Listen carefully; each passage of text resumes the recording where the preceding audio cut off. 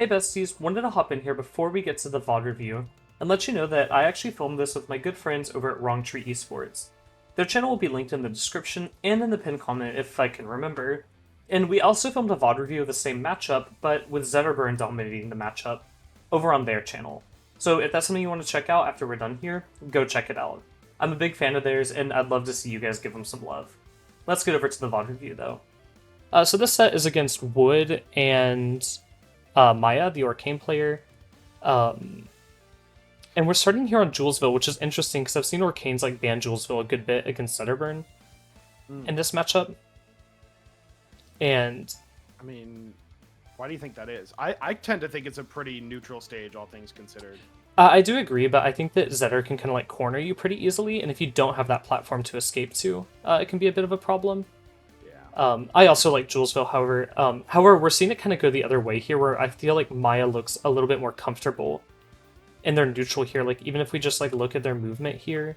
Yeah, I was just gonna say the same. I think just looking at Maya's movement throughout this whole set is gonna like be really eye-opening to how she's able to make this matchup look Orcane favored, honestly, in this game. Yeah. If we see like specifically here, you'll see like they do like a ledge dash here, right? And it just like completely catches Wood off guard, right? Where it's like, that's such like a strong like option there just to be able to like run down and hit Zetterburn kind of almost for free if he's not ready.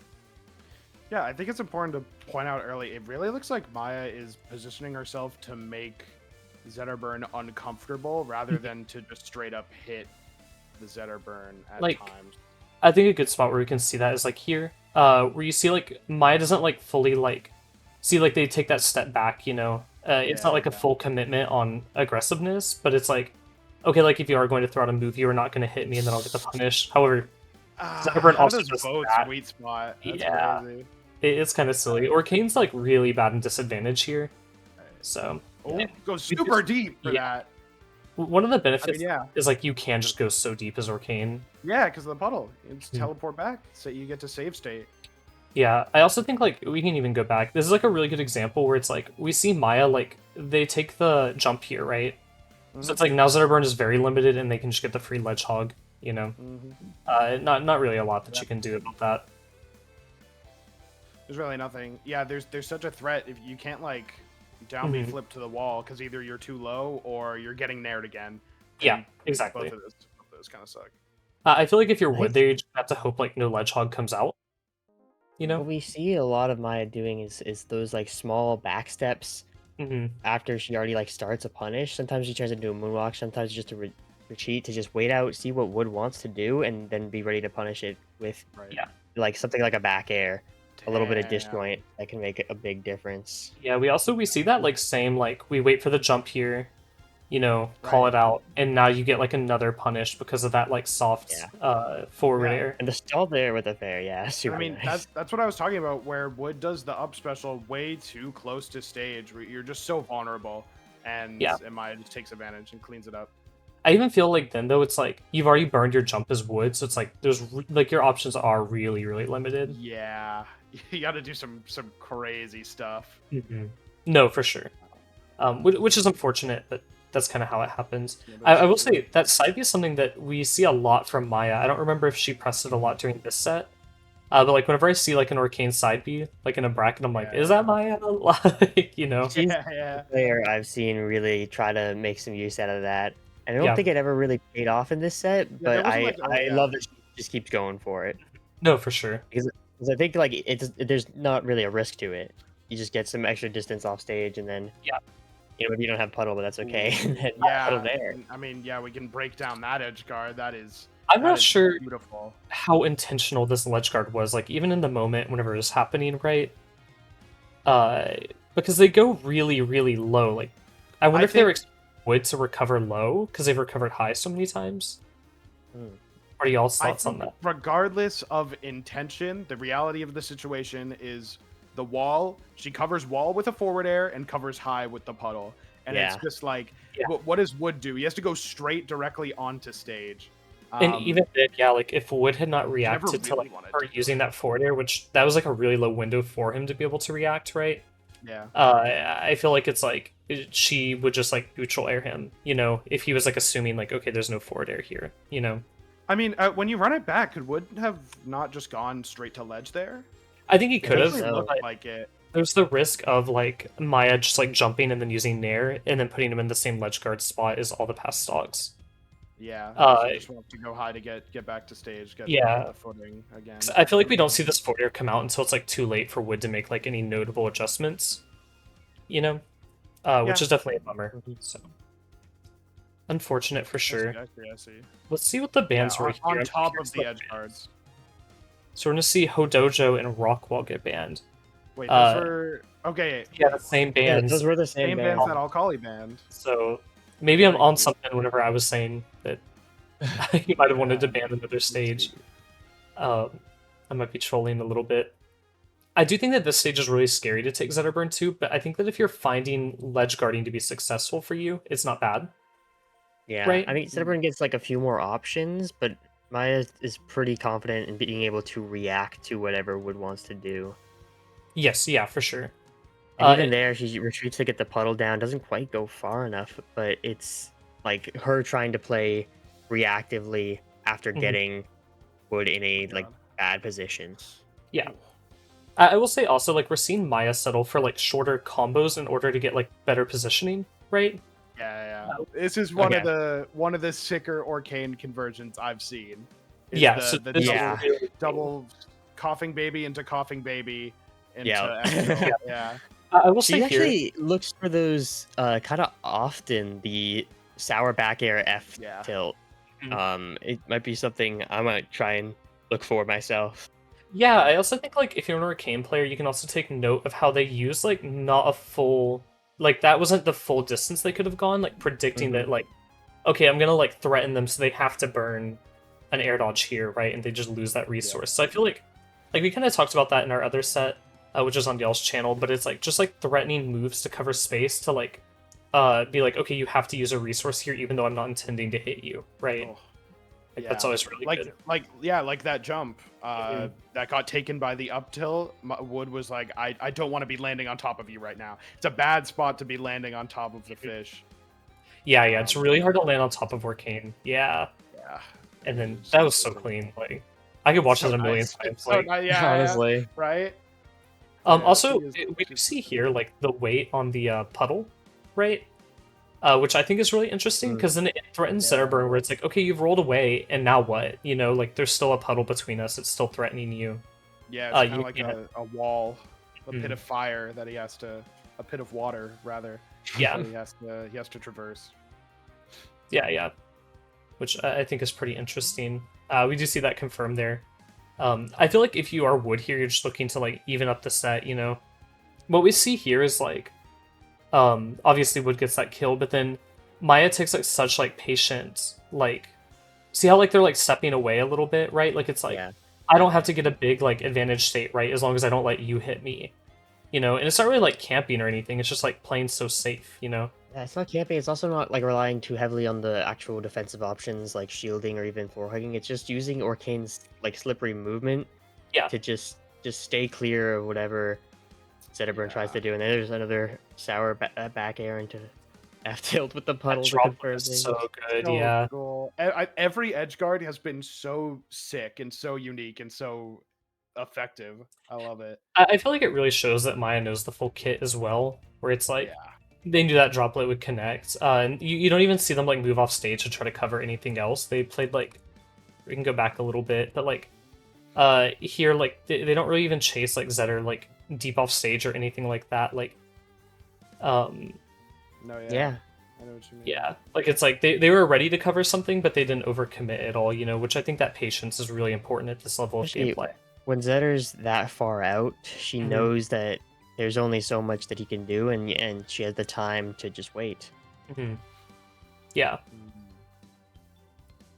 also feel like here like we're not necessarily seeing like Maya be like overly patient, right? Like because we have talked about how she's not being overly aggressive, but it's like a very good balance, I think it is. I'd like to say it's like a general overview. I think the stage pick is like for sure backfiring because Yeah, Damn. really nice cleanup. It's Wood is like, okay, this is good. I can kill off the top, which we did see work out. We got the back air up strong earlier, but at the same time, Maya is taking advantage of the fact that Wood has to go for the high recoveries to feasibly live.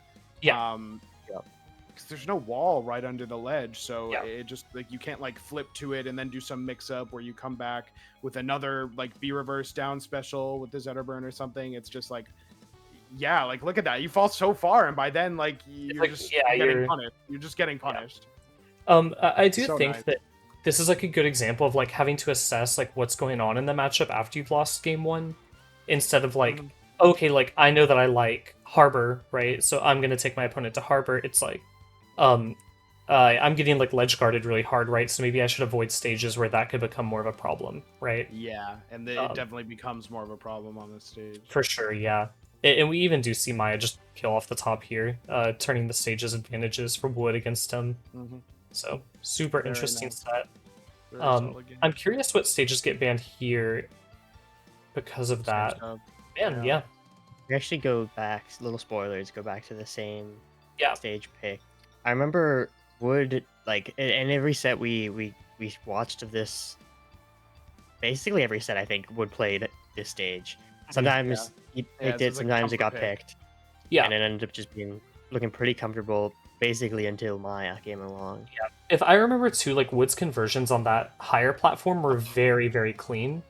So I wonder like if Wood is like thinking here, like, okay, I need to play around these higher platforms more, right?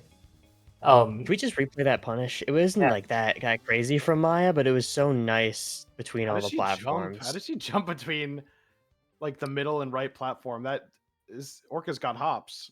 Like, look at that. Wait, like, what is that? Is that just a jump?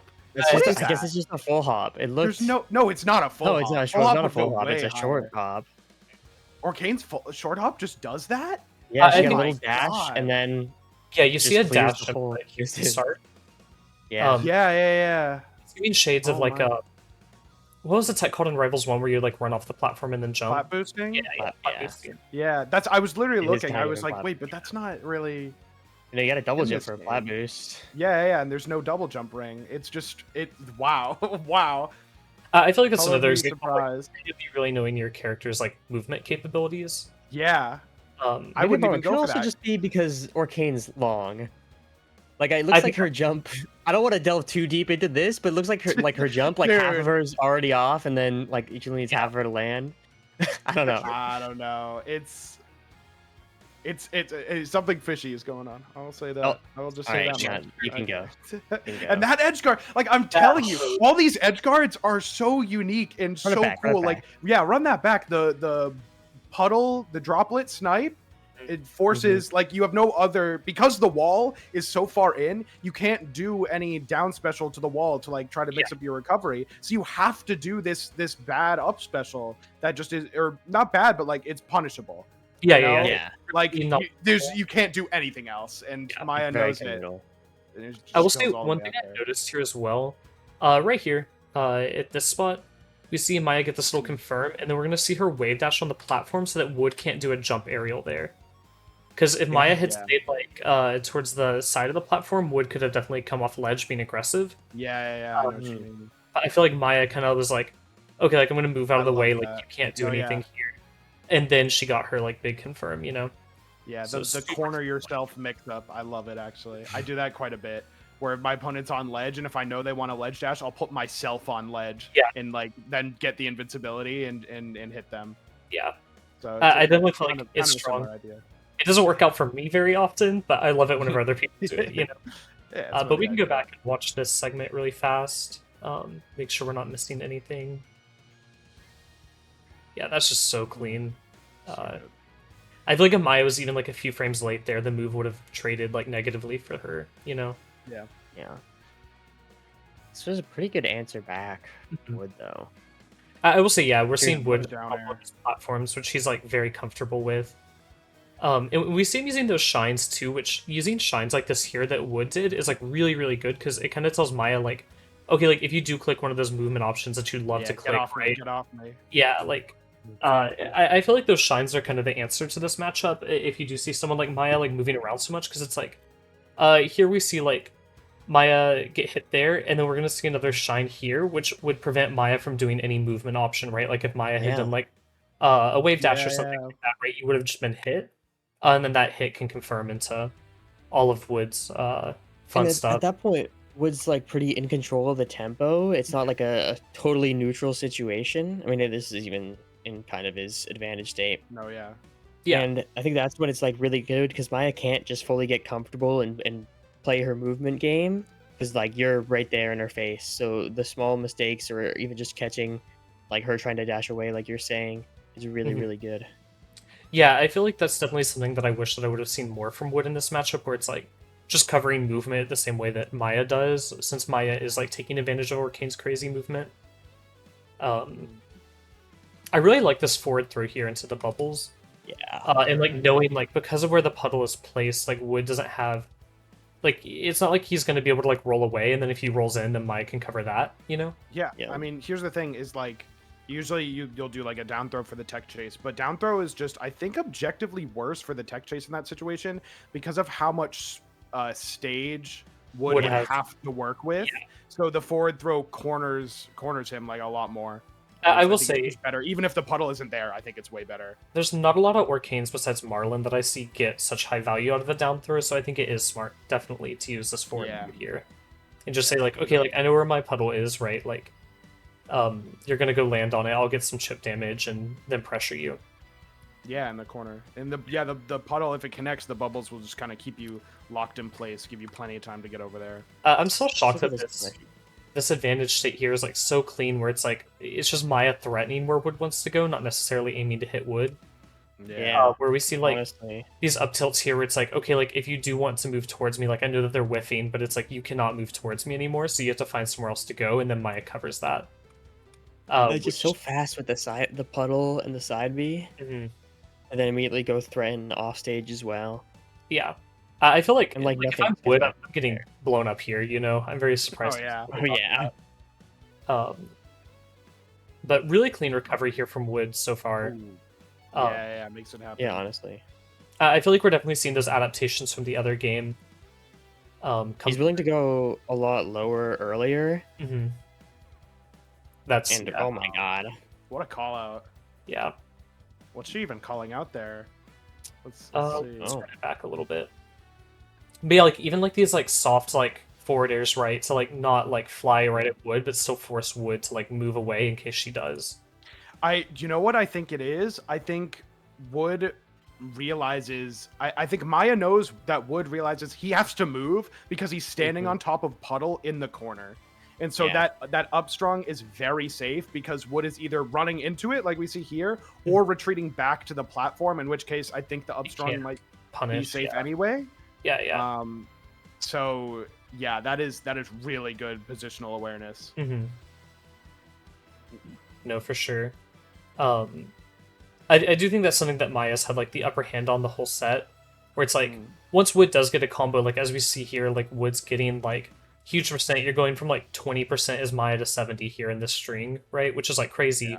But it's like Maya has had the like positional advantage all set, you know, where she's doing like a really, really good job just like playing around these options. Yeah, we're just kind of seeing like Maya being pretty comfortable with like trading here until she can get like a real advantage state. If we're gonna go back a little bit. Yeah, which definitely feels risky against Zetterburn, right? However, it's like you are up a stock, you know. So yeah. Oh, this up strong here, like Maya knowing to like roll away from like the potential up strong, and there's no puddle here, so it's not like Maya has a way to like bail herself out. But yeah, super clean disadvantage there from Maya, but gonna get caught again. Which is kind of how it goes to Zetterburn, you know, it's like, oh, I dodged an up strong, and then it's like, oh, there's another up strong. Yeah. It's kind of crazy. Really clean parry there, but not gonna find a punish. At this point, it feels like Wood has taken a lot more of the tempo, and Maya's even like just playing a little bit more defensively, not just with the parries, but she's moving less, and you see her like resorting to shielding there. Rather than just do what she's been doing for the rest of the set and just trying to back up, use the movement from Orcane.